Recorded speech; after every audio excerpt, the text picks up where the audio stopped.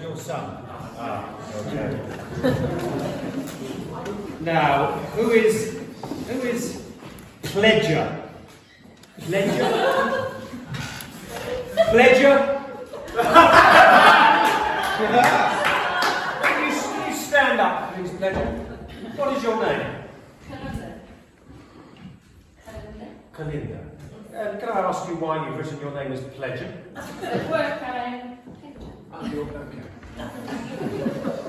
Daniel Barton, you have been accused by Pledger of being good looking.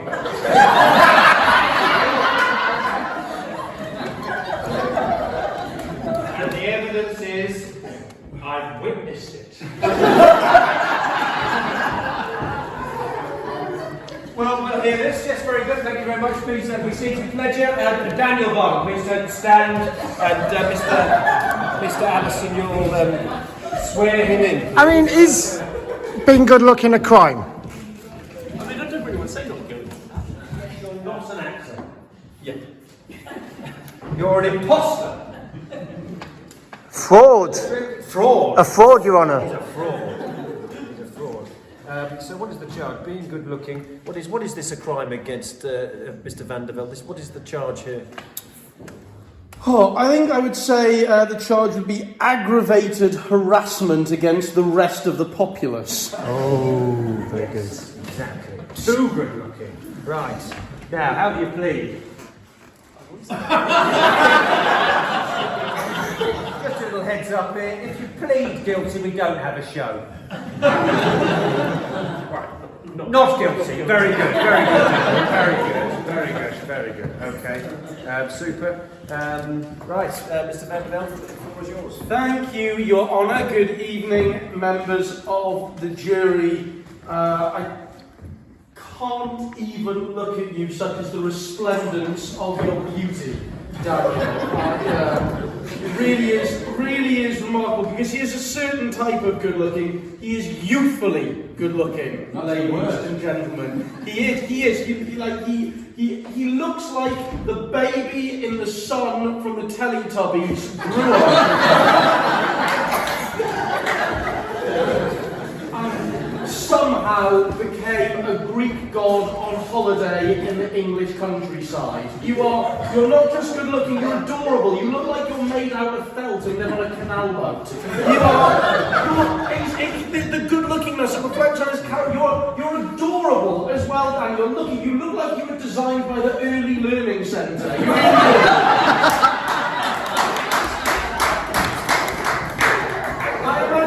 really do. Because this is a court of propriety, but if we were to remove your shirt, we would find on your back a little wrinkle, and if we pulled it, you'd go, "I'm your best friend!" It is absolutely remarkable. Now, a couple of other points to bring up that Your Honour brought up. First, you said you're unemployed. I mean, this is a clear bit of evidence used against you, as we all know. There are certain people in this life who are just so good looking, they don't even need to get a job. And clearly, what this young man does is he swans into nightclubs, bars, film sets, country estates, finds a likely looking mark, in this case a dowager duchess, and he preys upon their good nature and waits until they just give him money and drink, and eventually I have no doubt that this gentleman will make this woman write his name into her will. It is disgusting. The second thing that I'd like to bring up, he mentioned that he works as not an actor on a film set, playing an officer during World War II. Now, I studied World War II history at the same time as studying for the bar, and it's little known that actually Churchill did have a battalion of extraordinarily good-looking men that he used to act as a decoy for the SS. And that's how they'd be going into battle and they'd go, "Oh, Fitz, look at them," and then they go off over there, you're one of those men. The final thing I'd like to say, Barton. Daniel, can I ask, are you related in any way to one Mr. Kevin Barton? Yes. Yes, and is Mr. Kevin Barton here in this courtroom this evening? Yes. Would you mind pointing Mr. Kevin Barton out to us? There he is. Well, there he is. I would like, Your Honour, to call Mr. Barton Senior as a witness. Thank you very much. Mr. Barton, please can you stand up? Now, ladies and gentlemen, as we know, apples rarely fall far from the tree.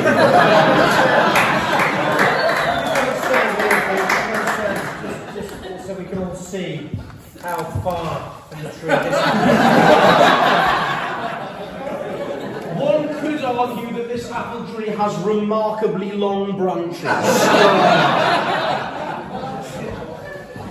But in saying that, there is no mistaking the importance of genetics, and Daniel, you can look at your future here, because as a gentleman in the right vintage of his years, we can all agree. Oh no, he's got a bit of Parkinson's there. Fair enough. Onset very quickly. This apple is very quickly turning into scrumpy, but that is going against my case. I would argue that the future you ahead of you is to feature, rather than as a World War II officer, as a gentleman advertising a very ripe kind of aftershave, and I think that would work very well. So clearly, can I ask you, sir, if you don't mind answering the court, how old are you? 29. 29. Very hard paper round you must have. Not hugely helping my case. Clearly, you're trying to exonerate your son of these charges, but I think he must be guilty of a crime. This man under oath said he was 23. You're his father, 29. So you were 6 years old. Where is the mother here? Is the mother here? I have a feeling we're going to have a charge of paedophilia. Can I just say that this actually backs up my case, because, as we all know, often being good-looking goes hand in hand with being otherworldly fertile, as you are. And clearly, as a 6-year-old, you were so fertile, you were able to sprout this gentleman. He didn't come out as sperm, he just emerged fully formed, somewhat like a salmon going upstream. Anyway, we all digress. I think you may sit down, Mr. Wharton. I think it's very much an open and shut case. Look at those cheekbones, look at those eyes, look at that wonderful haircut. This gentleman is far too good looking. I suggest that really at the end of this court, we should put him in a sack, weight it, and throw it in a river, so that the world doesn't have to look at his remarkable and frankly offensive features. Thank you very much, Your Honour. Thank you. A round of applause, please, for the counsel for the prosecution. A devastating argument, but what does the counsel for the defence have, if anything? Don't worry. Hi everybody, yes, my name is Confident Jane, because I am extremely confident that I'm going to get you off this charge. Basically, you just have to look around the room to realise that no man can be accused of being good looking until he's at least 45. Look at all of you. You're a beautiful man. There's not a single... Miss Jackie, please do not flirt with the members of the jury. I'm not flirting, I'm stating facts. Okay. This man, boy, is far too young to be considered good looking.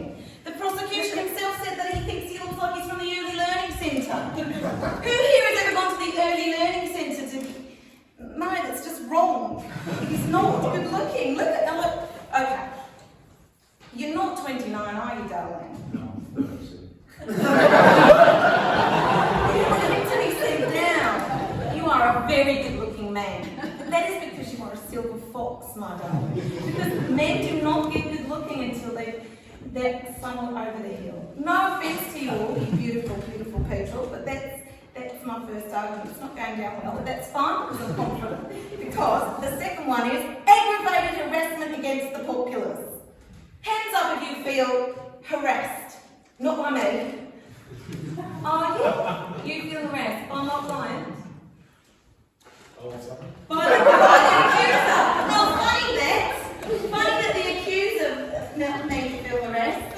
I would like to just put that argument out there to you all now, that in fact it is the accuser, Pledger, if that is your real name, who is the one doing the harassment. I can't read my notes, but it's fine, yeah. No one's feeling harassed, are they? Okay, put your hands up, let's just take a vote. Who actually thinks that this boy is good looking? Oh, I mean, it's cowardice!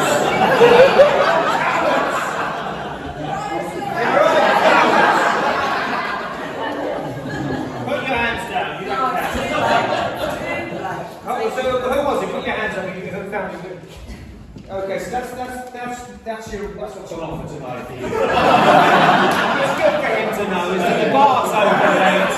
Objection, Your Honour, you're turning this into an auction. Sorry, yes. Yes, thank you, I am naughty. Yes, but anyway, maybe that's over. Carry on, Miss Jane. I would like to put it to the jury that my esteemed colleague, the prosecution, made a farcical argument against my client, saying that he was resplendent, like the baby in the sun. Yet, is anyone here wearing sunglasses in order to look upon my client? No. Everyone's looking at him fine, like he's just an average Joe, which I would say he is. The prosecution himself was staring at him the whole time. It's all lies. He is not good looking in the slightest.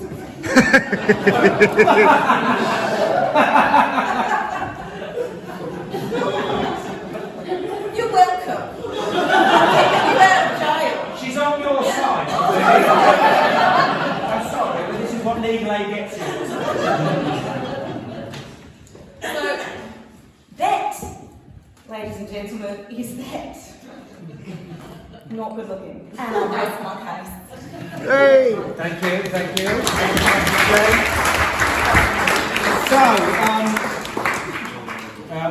we've heard from Mr. van der Velde the argument that this man is so, Daniel Barton is so good looking he doesn't need a job. He's probably got a wrinkle underneath his shirt that makes him say, "I'm your best friend." And he was designed by the Early Learning Centre. And the counsel for the defence, the argument there basically boiled down to he's too young to be good looking. Which basically says more about the sexual tastes of his defence counsel, in my opinion. Now, if you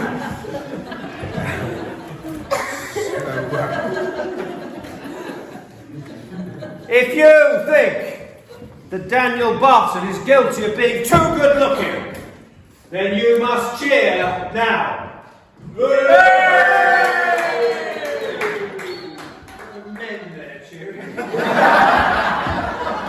One man just waving. I don't think this man understood what was happening. Did you put your hand up earlier when you said you found him good looking? Are you just trying to attract his attention? Just be careful of this person. And if you believe that Daniel Barton is... What was it? Did I say guilty first? Not guilty. They're not guilty now, is it? Yes, but you should be saying that he's guilty because he is. Yes, but now I should say... He's not guilty of being good looking. Is he not guilty of being good looking? Is he not guilty? Then you must cheer now.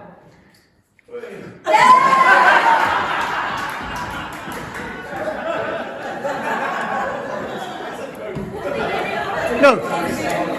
Sorry, clarification. Not guilty of being too good looking. That's the... Well, I mean, we all agree he's good looking. Your Honour, can I just have one final introduction? Daniel, what's your number? Objection. Yes. Well, he's just so good looking, like he's overcome it. Like, I had to prosecute him, but now, oh boy, do I want to take you for a drink, young man. Excuse me, appropriately aged man. Is he guilty of being too good looking? Cheer now. Yes. Just his dad. Oh. Just his dad. I mean, that's just pure jealousy, isn't it? Then I find you not guilty. You are true. And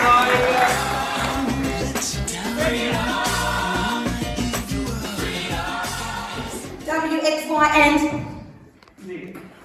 Did you hear that? Spring, summer, winter. What's just an idiot?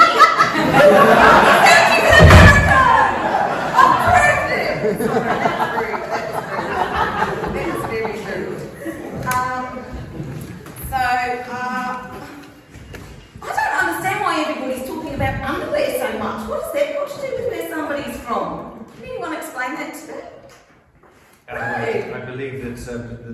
suspenders mean something different in Mexico. Because it took us a long time to get to that, didn't it? We talked about underwear for a long time. Well, I like talking about underwear. Yes. This isn't about you, is it, Judge? Well, it kind of is. But, So I'd like to say that what I gathered from this whole exchange is that something private had been told by the people rudely discussing my Louise, sir, Thank you. you understand the problem we have with the suspenders thing? Is it a little bit of shadow? You understand now? Yes. Yes, so these are called braces. Braces. Braces for us are the ones you put on your mouth. Well, they're also that as well. We've got braces go this way and this way. Braces. And brace yourself. There's another brace that we put on our legs sometimes. And when things go badly in the sky, we also brace. So you'll get the hang of it eventually. Sorry. It's fine. It's fine. I like just standing here doing nothing. There's a few more words, British English, that I'll just put down there as well. Grace. I never knew what that meant. You were playing. Maybe talking about something else. Anyway, what I understand, Mr. Luis Navarro, is that. Well, that was good. Order, not flirt with my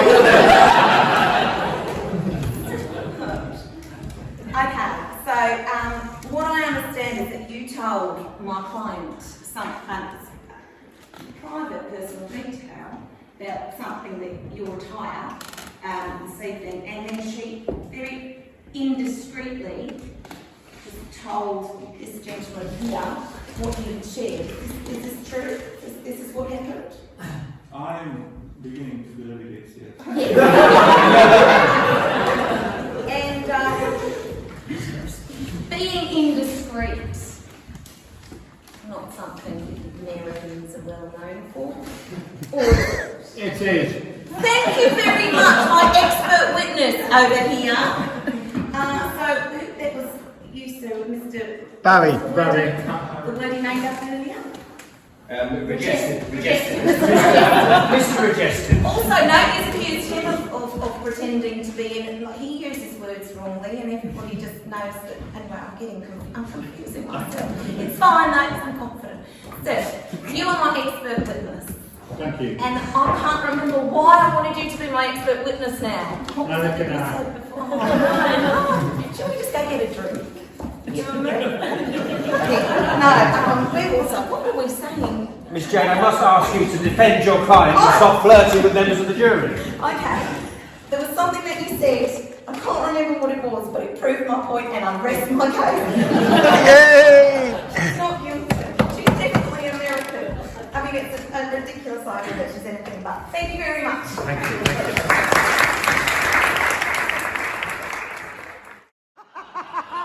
Well, I guess it depends who's asking. Why might I need a pond liner? I mean, who's to say there's anything wrong with my pond anyway? Why does my pond need lining? Is it leaking? Oh, look at this now. Not on my lining, you know. Very good, Angus. Very good, isn't it? Yes, we're getting a couple of orders tonight, aren't we? I can see there's ponds leaking all over the room. Butyle. It's not even butyle. It's EDPM. I don't need to tell you what that stands for. What does it stand for, Angus? Basically rubber. That's PR. Or for short, EDPM.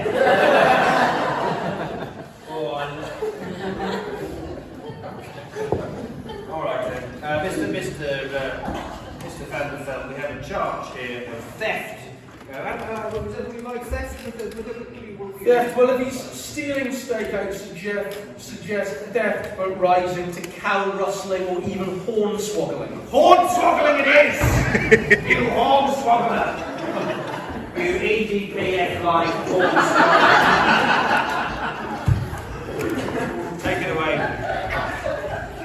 Well, ladies and gentlemen, as the displays we've already seen from Angus proves, he's a very persuasive man.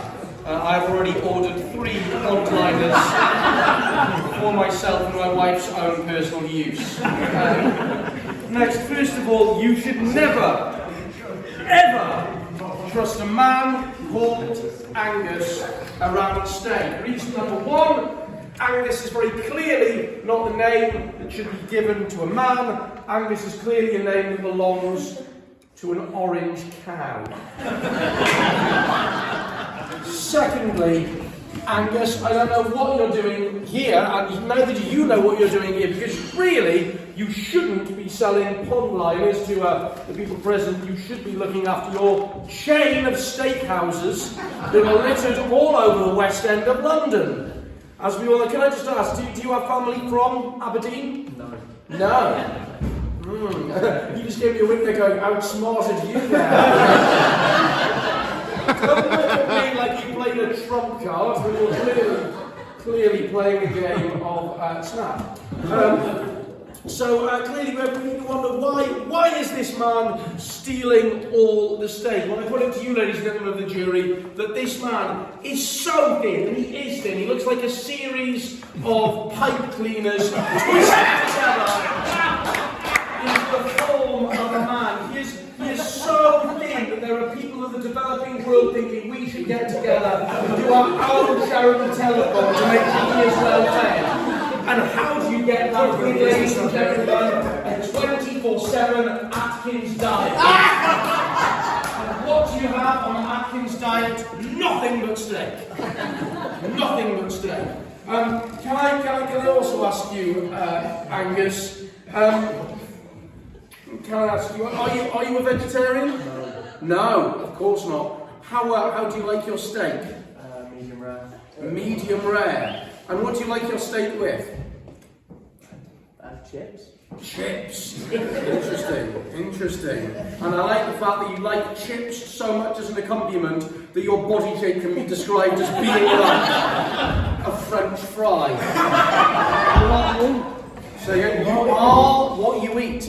Well, in that case, if you could just if you could impersonate a cow for me. on the count of 3, if you could just sing moo, 1, 2, 3. Wow, ladies and gentlemen, he's done an impression of a cow with a blocked nose.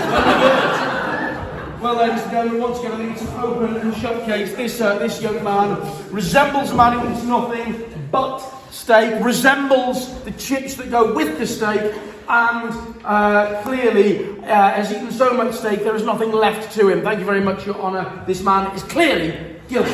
Thank you very much.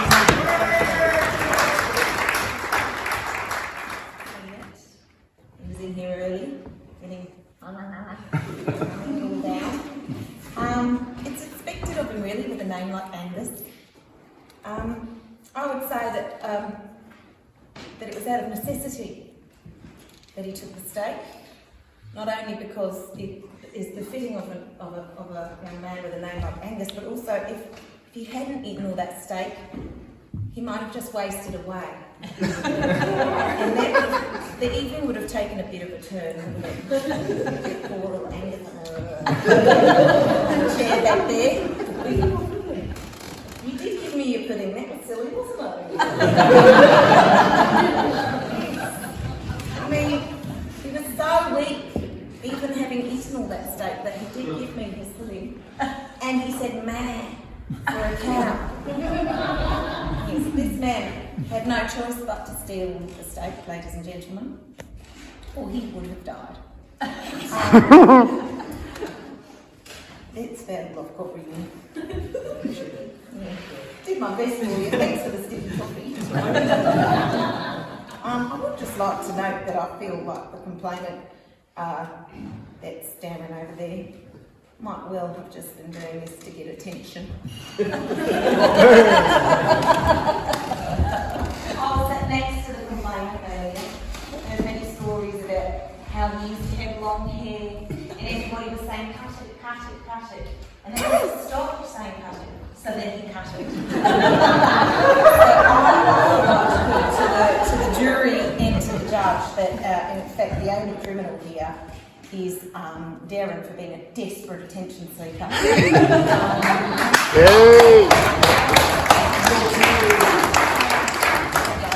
Thank you. Right, ladies and gentlemen of the jury, you've heard the arguments. The prosecution alleged that... where are you from, actually? Warwickshire. Okay, where in Warwickshire? Warwick, okay. So this is not the Aberdeen Angus, this is the Warwick Angus. And he is a hornswoggler.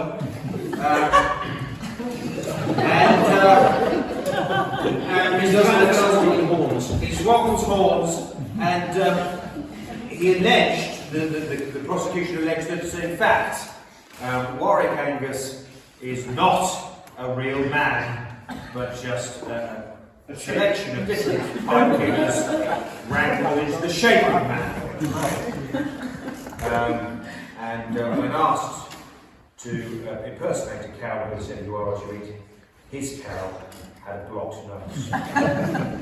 The defence countered that actually the accusation, the false accusation, the real problem is Darren, who is a newly.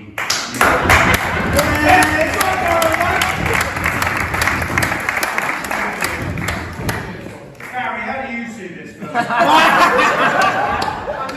going to put it to the whole jury, but I just think Barry's very wise. He's given us a good steer for previous cases. Where do you see this? guilty. So, if you believe that it's Darren that's guilty, hungry, thirsty little needy attention seeker, you must cheer now. But if you believe that this collection of twisted pipe cleaners is indeed guilty of hornswoggling, you must cheer now. And then I find you not guilty.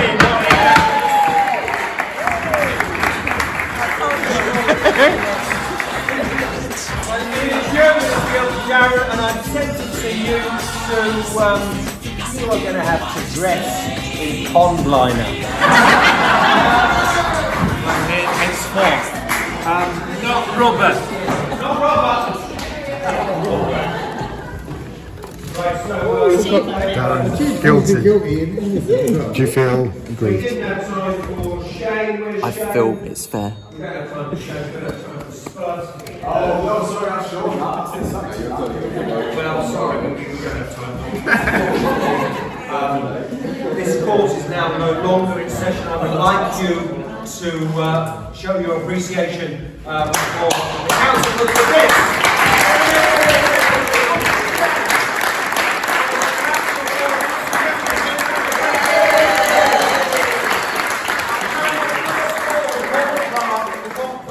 David Anderson. And of course, the foreman of the jury, Barry.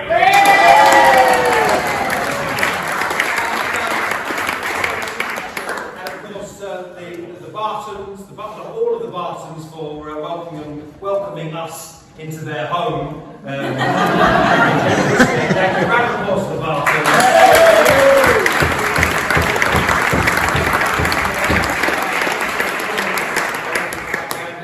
Round of applause for this man here.